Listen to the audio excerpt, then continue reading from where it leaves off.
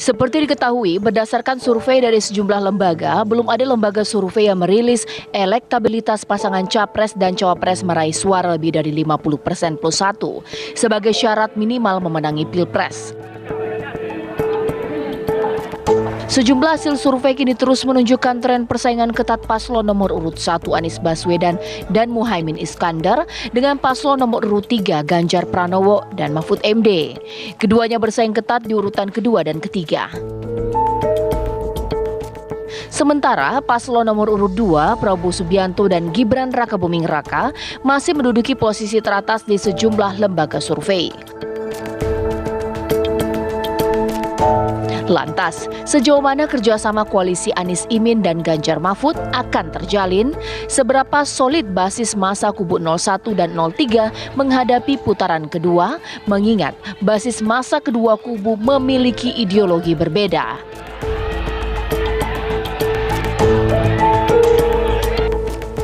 Benarkah komunikasi intens kubu 01 dan 03 untuk menghadapi isu satu putaran Prabowo Gibran di Pilpres 2024? Tim TV One mengabarkan.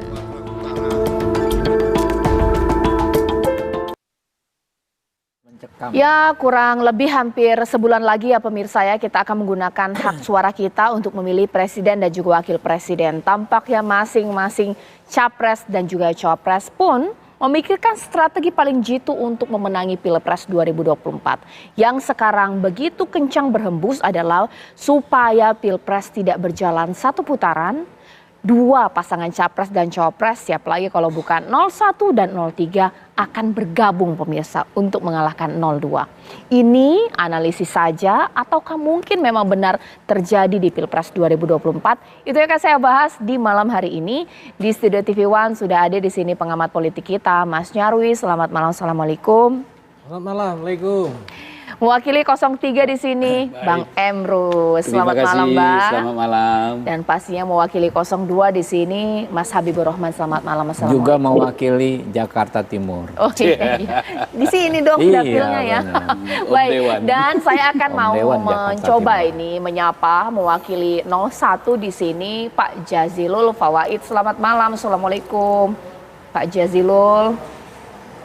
Selamat malam, waalaikumsalam Caca, Mas Habib, Pak Emrus, dan Mas Nyarwi.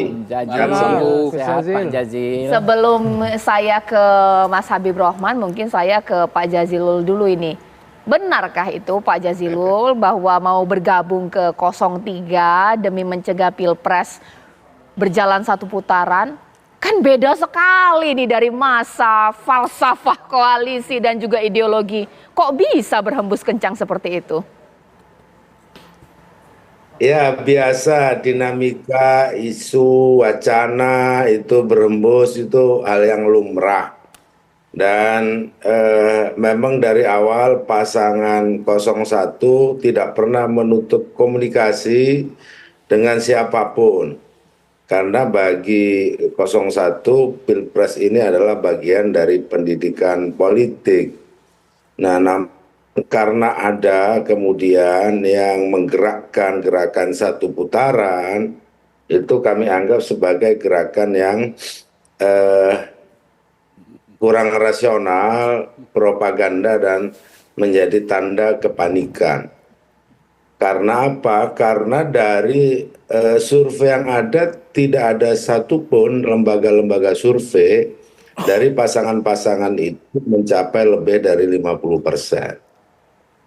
Termasuk juga konfigurasi dari partai-partai koalisi yang ada. Jadi seakan-akan penggagas gerakan satu putaran, Pak Kodari itu, dari dulu kan berpikir bahwa ketika Pak Prabowo dan Pak Jokowi bertemu itu makin kuat. Menurut saya tidak, karena justru yang terjadi kekuatan perubahan makin besar. Yang kedua, kelas terdidik itu menengah itu makin tidak menyukai itu. Nah, oleh sebab itu gerakan satu putaran saya yakin akan macet di tengah jalan. Dan kami bersama 03 itu sebenarnya lebih pada kesamaan nasib Karena memang kalau 01 kan dari awal memang tidak bersama Pak Jokowi. Kalau pasangan 03 itu sekarang ditinggal oleh Pak Jokowi. Sehingga pandangannya kemudian menjadi sama. Kira-kira begitu, Caca. Oke. Sekarang saya ke Bang Jadi Ya. kami dengan 03 itu dipersatukan oleh nasib yang sama lah, Oke. kira-kira begitu. Ya, apakah sama seperti itu juga alasannya Bang Emrus dipersatukan oleh supaya nggak satu putaran begitu? Bagaimana Bang Emrus? Saya pikir ini realitas politik gitu ya. Peluang untuk satu putaran ada, peluang untuk dua putaran juga ada. Karena statistik itu kan teori peluang, teori kemungkinan begitu ya. Artinya kita tidak bisa juga menafikan bahwa langsung kesimpulan satu putaran. Itu adalah hiperbola juga gitu ya. Kenapa? Angka statistiknya kan menunjukkan di bawah 40% tertinggi. Iya. Artinya peluang kalah masih ada 20%. Bahkan kalau kita bicara statistik tanpa membedakan dengan kelompok lain, andaikan pun elektabilitas 80%, masih ada peluang untuk kalah kan begitu. Saya kira juga hal yang sama. Artinya bahwa setiap paslon ini bisa memenangkan satu putaran. Termasuk kemungkinan kalahnya paslon nomor 2 di putaran pertama sebagai probability. Oleh karena itu saya pikir teori probability itu sebagai dasar dari statistik kita beri peluang kedua-duanya. Maka ketika ada orang mengatakan ada kasih semacam player satu putaran gitu kan, saya kira hiperbola juga. Tapi benar mau bergabung gitu ya? Oke, kalau soal bergabung begini. Bahwa sangat tergantung daripada dinamika politik itu. Jadi komunikasi yang terjalin dari para pihak, katakanlah paslon nomor 3 dan nomor 1 bisa saja terjadi demikian. Tetapi saya mau katakan secara sosiologis, tentu tidak lepas dari kepakaran saya, bahwa ketika ada kesamaan homogenitas, biasanya yang homogenitas akan menyatu karena ada kepentingan di balik itu. Demikian. Oke. Mas Habib, gagal dong menang kalau kayak gini. Wah, ini 1 dan 3 mau gabung. Pertama saya sampaikan menanggapi Gus Jazil tadi, bahwa biasanya orang yang menarasikan pihak di luarnya panik itu memang sudah kehilangan argumentasi. Jadi nggak ada argumentasi lain, pakai panik lah yang istilahnya bisa dipakai di mana saja. Tetapi kami ya paslon 2 Pak Prabowo Gibran tidak punya hak untuk panik secara logika ya. Nggak punya hak untuk panik. Lah gimana? Survei kami tertinggi terus dan tingginya jauh telak ya, sekitar 17% dari peringkat yang kedua. Apa yang mesti dipanikkan? Lalu hampir semua lembaga survei mensimulasi kalau dua paslon, baik kami berhadapan dengan Pak Ganjar, baik kami berhadapan dengan Pak Anies, ini dengan segala hormat, kami pun menang telak. Coba Anda cek yang terbaru misalnya indikator. Ketika kami berhadapan dengan Pak Ganjar misalnya di putaran kedua, kami di angka 58%. Pak Ganjar nggak sampai 30%. Lalu ketika kami disimulasikan berhadapan dengan Pak Anies di putaran kedua, kami pun 58%. Pak Anies tidak sampai 30%. Lalu ketika head to head disimulasikan Pak Ganjar dengan Pak Anies, ya, keduanya tidak ada yang mencapai 50%. Itu artinya apa? Artinya tentu kami nggak dikasih hak ya untuk panik gitu loh. Situasinya sangat-sangat menyenangkan buat kami, ya kan. Tetapi gini. Namanya dinamika, misalnya seolah-olah ya ada yang menarasikan gerakan satu putaran itu tidak demokratis. Saya pikir kebalikannya, dan semua sudah diimplementasikan oleh para paslon. Bu Mega kemarin ya ngomong ya siap satu putaran. Kemudian Pak Anies sejak awal-awal juga ngomong satu putaran. Itulah semangat. Jadi jangan kecil hati dulu Gus Jazil ya, Pak Emrus. Bersemangatlah. Kalian juga mungkin menang satu putaran kalau kalian kerja keras gitu loh. Jadi bukan tidak mungkin ya kan Gus Jazil bisa satu putaran menang, Pak Emrus ya sependapat. Jadi jangan kecil hati. Lantas kami ngomong satu putaran, wah itu tidak demokratis, itu macam-macam gitu. Itu kan asumsi ketika ini head to head. Kalau 01 dan 03 bergabung melawan 02, nggak takut juga? Ya, jadi gini Mbak, politik kita mengenal gap antara elit dengan grassroots, dengan akar rumput. Yang menjadi pembicaraan kita tentu secara keseluruhan, akar rumput ya yang memang dalam konteks populasi jauh lebih besar dari elit. Elit itu hanya presentasi. Misalnya dari momentum debat saja, kita banyak sekali dapat swing ya, swing voters ya, orang yang tadi memilih paslon lain sekarang milih Pak Prabowo, gitu kan? Itu kan publik menunjukkan ya apa namanya keberpihakan yang menunjukkan sikapnya seperti sehingga kami bukannya nggak takut ya, kami ini paslon yang merangkul Gus Jazil ya kan, Gus Muhaimin, Pak Anies ya, kami kalau bisa merangkul, lalu Pak Hasto ya kan, Pak Emrus, kami ini pengen juga diajak-ajak ketemu kayak kemarin Pak Hasto ngajak ketemu ya, kami membuka diri, pengen juga gitu loh, toh misalnya pengen bergabung ya kan ya, misalnya pada putaran pertama belum dapat kesempatan maju ya kan, itu kan yang bisa membuat orang panik karena udah dikduk ini maju nggak ke putaran kedua. Kalau kami kan ke putaran kedua insya Allah gitu kan ya. Nah kalau toh misalnya gitu kan ya di putaran kedua tidak terwakili, secara rasional kan pilihan ya sudahlah, masa mau kalah lagi, di putaran pertama sudah kalah ya kan, kedua juga kalah, kenapa nggak bergabung dengan yang sahabat, sama-sama sahabat ya kan, yang lebih mungkin menang gitu loh.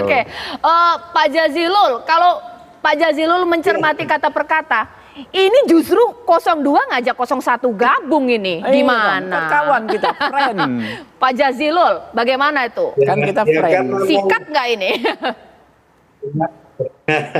Ya tentu kan kita sama dengan Pak Habib tadi, kita tidak pernah menutup komunikasi gitu. Tapi tentu basis komunikasi atau melihat masalah dengan cara yang rasional. Itu penting. Kenapa saya sebut panik? Karena itu tidak rasional untuk satu putaran. Coba kita lihat dari konfigurasi koalisi itu kan. Kami 29%, Pak Habib 44 atau 45%, dari Pak Emrus ada 25%. Jadi dan hasil survei juga tidak ada yang menunjukkan lebih dari 50%. Dan perlu dicatat juga dalam sejarah bahwa misalkan kemenangan di Jawa Timur dulu, katakanlah Pak Jokowi, itu kan karena ada Pak Emrus, ada PDIP dan PKB menang di Jawa Timur.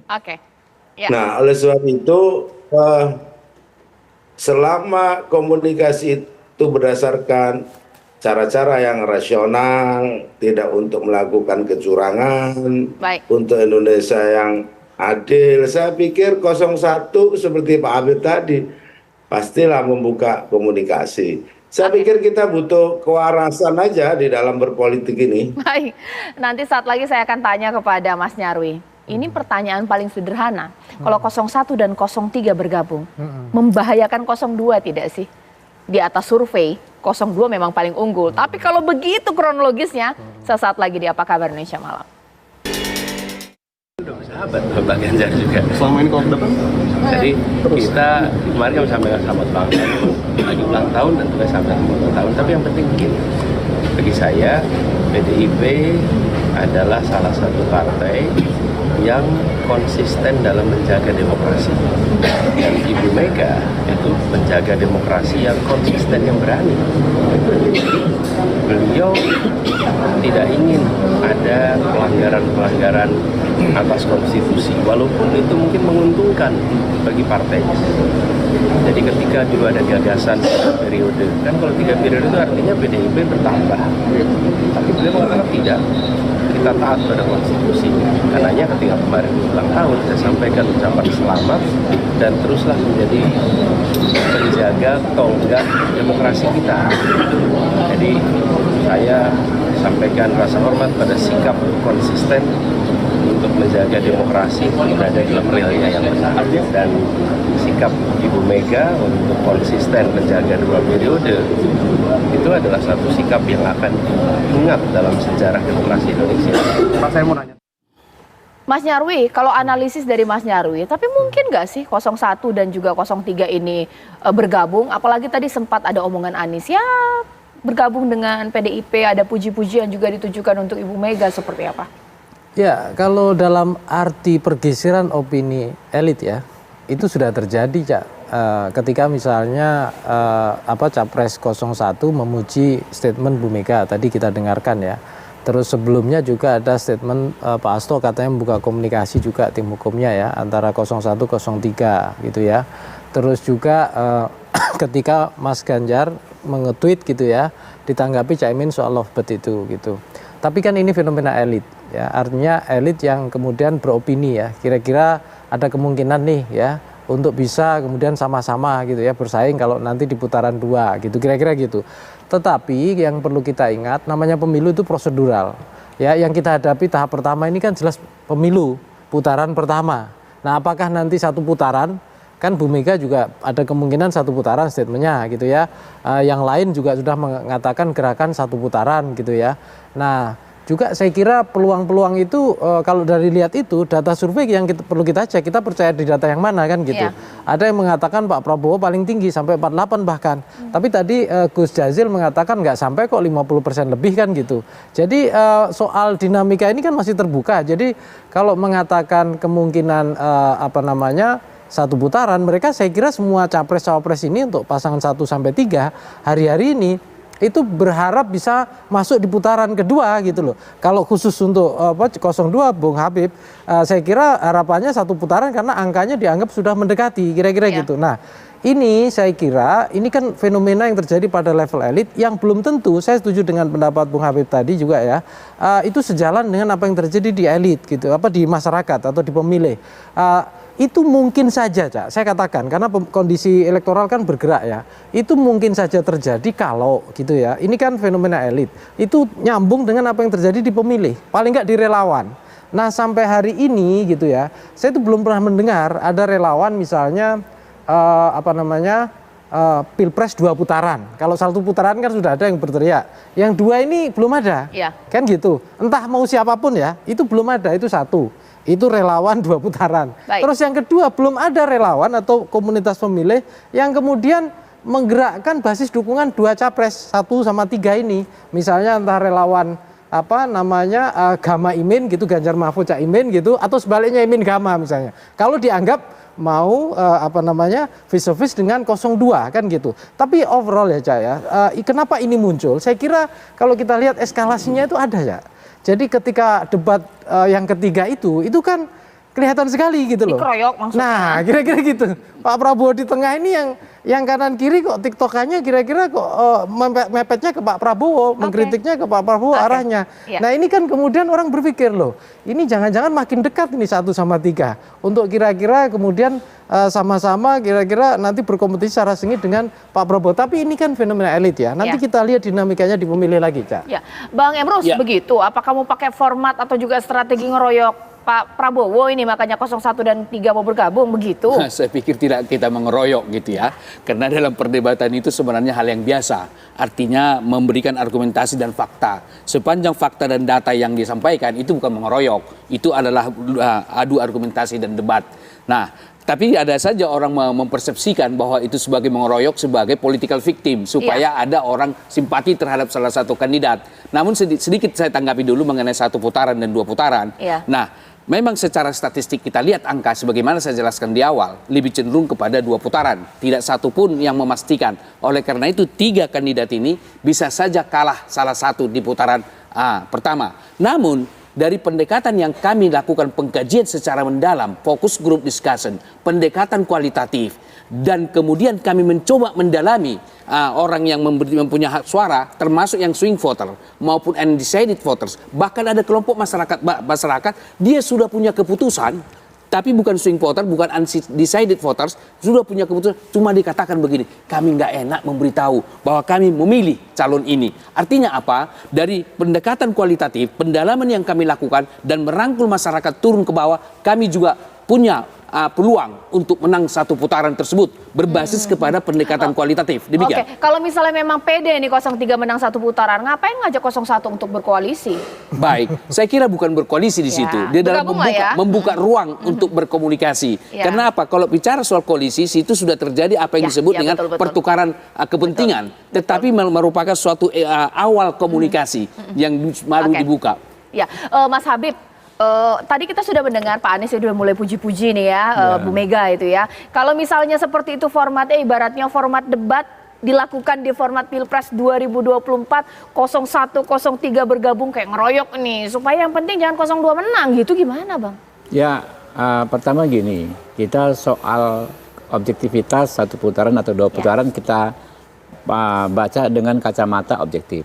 Di pasal 6A konstitusi kita, pemilu dilaksanakan ya dan pemenang paslon yang mendapatkan 50% lebih maka dinyatakan pemenang. Jika tidak terjadi baru ada berikutnya, ya kan? Artinya apa? Saya kasih analogi sepak bola nih, Mbak Caca. Satu putaran itu normal time 90 menit. Kalau 2 putaran itu ada extra time tambahan 2 kali 15 menit. Ya. Artinya tidak ada nilai negatif dalam konteks satu putaran tadi. Itu memang klausul pencadangan yang diatur dalam konstitusi kita diturunkan dalam undang-undang pemilu. Nah sehingga nggak ada yang salah kalau orang ya kan semuanya pengen menang di normal time, nggak harus nunggu adu penalti di satu putaran. Iya itu kan normal ya kan semua orang. Dan soal rasionalitas ya, saya berpikir sahabat saya Gus Jazil nggak boleh kecil hati, nggak rasional nih. Amin menang satu putaran. Kita punya waktu masih panjang, silakan kita masing-masing bekerja. Makanya kita nggak ganggu sekarang ini, karena semua itu pasti punya pride. Ya, Pak Emrus dan timnya punya pride. Ya, Pak Gus Jazil ya dan timnya punya pride. Sama-sama berkeyakinan bisa memenangkan hati rakyat, bisa memperoleh suara yang terbanyak sehingga bisa menang langsung satu putaran. Tetapi ya kan kami juga menawarkan rasionalitas ke grassroots, Mbak, ke grassroots. Gini loh, kami tawarkan rasionalitas. Ini hampir semua lembaga survei yang kredibel ya, setidaknya Persepi. Satu putaran Pak Prabowo unggulnya cukup jauh. Saat ini saja hampir 17%, ada yang 20%.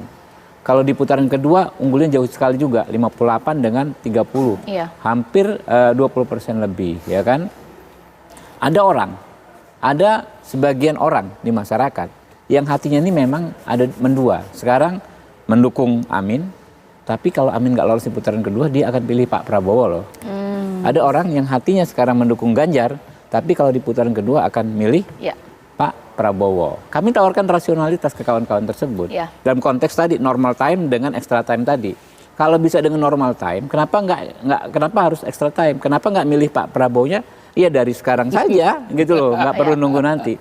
Nah itu komunikasi kami, Bang Emrus, Bang Jazil, ke grassroots. Tapi kami menghormati dengan segala hormat tim ses ya kan. Ayo kita bertarung yang kenceng semua supaya sama-sama bisa ya kan melakukan yang terbaik mencapai target. Sesaat lagi saya akan tanya kepada semua narasumber kita di sini, pemirsa kami di sini bahwa kita tidak tahu skenario apa yang akan terjadi di Pilpres 2024, apakah memang normal time atau juga extra time. Tapi jikalau memang 01 bergabung kepada 03, bisa juga 01 ke 02 atau mungkin juga 03 ke 02, pertanyaannya benar berarti ada gium atau mungkin apa yang dikatakan dalam ilmu politik, tidak ada kawan dan lawan yang abadi, yang ada hanya kepentingan yang abadi. Kepentingan bangsa dan negara. Iya, kepentingan juga. Yang sesaat abadi. lagi.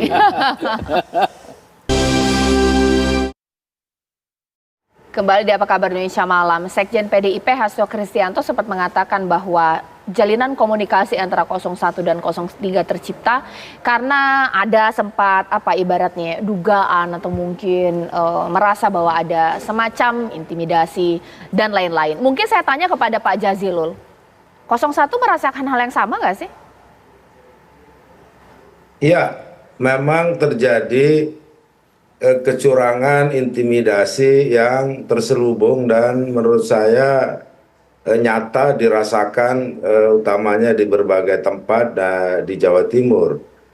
Aparatur, misalkan saya kasih contoh ketika Gus Muhaimin hadir di satu tempat di daerah saya, itu besok paginya turun dari Polda katanya, mengaku dari Polda, kemudian bertanya soal kegiatan yang diadakan sambil bicara, kok berani-berani yang undang Pak Muhaimin ke sini, apa saja bantuan yang diterima, macam-macam.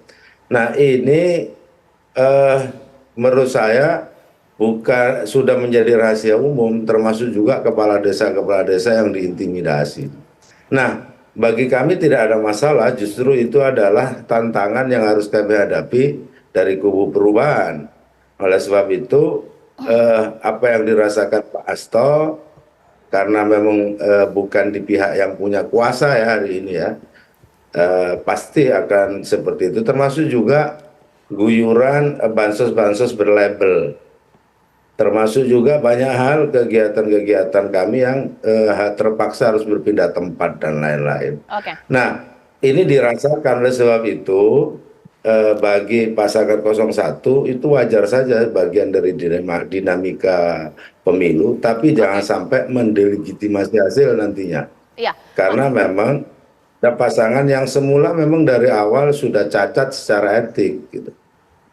Baik, Mas Habib dikomentarin karena dorongan itu makanya bergabung ini, Mas Jadi Habib. gini, apa teorinya, salah satu sumber kecurangan itu adalah kekuasaan. De facto sekarang yang namanya kekuasaan itu tersebar. Masing-masing paslon ada menterinya yang mempunyai program-program yang sangat strategis. Kami juga mendokumentasikan, mencatat masukan dari masyarakat yang kami teruskan ke penegak hukum pemilu. Misalnya di Kementerian Desa ada yang namanya tenaga pendamping desa.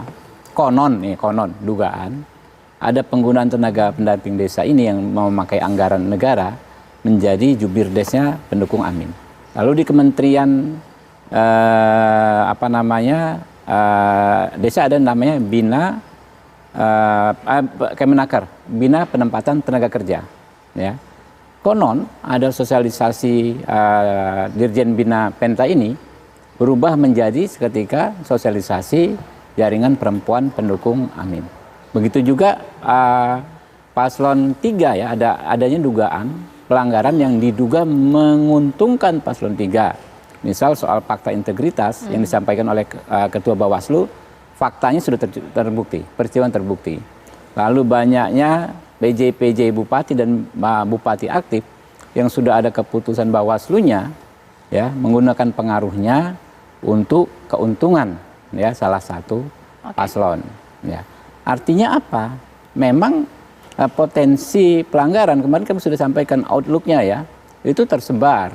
Karena itu setiap permasalahan kita kelola dengan baik sebagai bentuk implementasi komitmen kita sebagai negara hukum ya di Undang-Undang Dasar 45 ya pasal 1, negara kita negara hukum bukan negara kekuasaan, kita laporkan. Kalau kami seperti itu Dilaporkan, ya berbasis laporkan gitu ya laporkan ke penyelenggara pemilu bidang pengawasan. Hasilnya ya nanti kita tunggu gitu. Oke. Ya kalau ada kecurangan, intimidasi ya lapor, bukan alasan untuk bergabung. Begitu mungkin Bang Emrus, boleh dijawab. Baik, saya pikir ini bicara tentang penegakan hukum. Iya. Artinya penegakan hukum kita di Indonesia, pemimpinnya itu siapa? Ya presiden. Artinya secara sosiologis, psikologis, saya kira yang punya visi dan misi tentang hukum itu adalah presiden. Oleh karena itu, apakah mungkin penegakan hukum ketika misalnya itu sebagai katakanlah di bawah presiden? Itu yang pertama. Yang kedua, kita harus lihat bahwa proses pencalonan daripada kandidat paslon nomor 2, utamanya wakil presiden, yaitu Gibran, kan itu menabrak daripada konstitusi, yaitu menabrak yang mana? Menabrak yang mana? Etika. Menabrak etika dan konstitusi pasal berapa? Tunggu dulu. Konstitusi ya, pasal berapa? Biar saya jelaskan. Artinya setelah diputuskan itu, baru keluarlah apa yang disebut pelanggaran etika berat kepada. Nggak ada melanggar konstitusi, nggak ada. Melanggar konstitusi nggak ada. Nah, tunggu dulu ya. Nah, tunggu saya jelaskan dulu. Mungkin lebih ke. Nah, tunggu dulu sebentar, biar saya jelaskan. Artinya bahwa bicara tentang kekuasaan gitu ya, bahwa yang lebih cenderung, saya setuju dengan beliau bahwa yang lebih banyak melakukan penyimpangan dan lain-lain itu yang memiliki kuasa dan relasi kuasa. Nah, siapa yang itu punya? kan asumsi. Tunggu dulu. Buktinya mana? Tunggu dulu. Sebentar. Jalur hukum. Nah, coba kalau bicara tadi secara menteri jumlahnya, bukankah menteri itu lebih banyak dari di bawah kekuasaan Pak Joko Widodo? Pasti, tapi yang melanggar terbukti melanggar daripada menteri yang lain. Nah, oleh karena itulah hukum maka itu kita bicara tidak fakta. sekedar distribusi, Faktual, tidak sekedar distribusi daripada faktanya kekurangan. mana, datanya Tetapi mana, kita harus makanya lihat laporkan secara ke penegak kuantitatif hukum. daripada kekuasaan itu Sekarang mungkin dikendalikan oleh terakhir siapa. saya ke Mas Nyarwi. Kita juga tidak tahu sebenarnya format nanti akan bergabung ketika 2 putaran ini seperti apa. Sekarang mungkin memang 01, 03, entah apapun alasannya, mau kecurangan politis, pemilu atau juga intimidasi. Tapi apakah ini memang wajah dari politik Indonesia? Nggak ada minyak dan air, mereka ini semua sama, bisa bergabung sewaktu-waktu, dong, pasti. meskipun berkompetisi, karena kepentingannya dulu ini. Kepentingan untuk bangsa dan memenangi. negara. Menang. Nanti pasti bersatu. Mas Nyarwi, supaya menang bagaimana? Ya, ini kan politik elektoral ya. Ya. Tentu kompetisi pasti akan terjadi. Dan masing-masing kubu 1, 2 maupun 3. Ya betul, ini momen-momen tinggal 29 hari akan seperti orang berlari ya untuk memaksimalkan dukungan gitu. Tetapi tentu saya lihat ya, nanti pasti akan melihat hasil dulu. Ya, tidak gegabah juga saya kira, akan pengen membuktikan ya sejauh mana misalnya capaian-capaian suara yang bisa diperoleh ya oleh 01, 02 maupun 03. Data survei semua itu kan hanya sifatnya prediksi ya, hanya sifatnya mengira-ngira, kira-kira Ya, gitu. tapi itu ilmiah, Pak. Iya betul, baik. soal itu Bukan kita hanya- perdebatan lain, Bung Habib. Tetapi nantinya saya kira keputusan-keputusan akan ditentukan setelah 14 Februari. Betul, Nah di situ soal itu apakah sudah 1 putaran atau diperlukan 2 putaran. Ya. Nah kita bisa bicara soal siapa nanti berkoalisi mendukung siapa. Nah itu setelah hasil dari Oke. 14 Februari itu, Cak. Kira-kira itu. Pemirsa, memang nggak ada yang salah kalau lawan atau juga kawan, tidak ada yang abadi dalam politik, ya ada kepentingan abadi. Ini semua tergantung dengan Anda, karena inilah memang seni berpolitik. Tapi tidak hanya visi dan misi yang nanti akan menentukan Anda memilih mereka, tapi manuver-manuver seperti ini boleh juga menjadi pertimbangan pemirsa. Kita tunggu nanti bagaimana akan terjadi, masih ada 30 hari lagi. Dan saat lagi nanti rekan saya Ken Ane akan menghadirkan sejumlah informasi di Apa Kabar Indonesia Malam sesaat lagi. Mantap.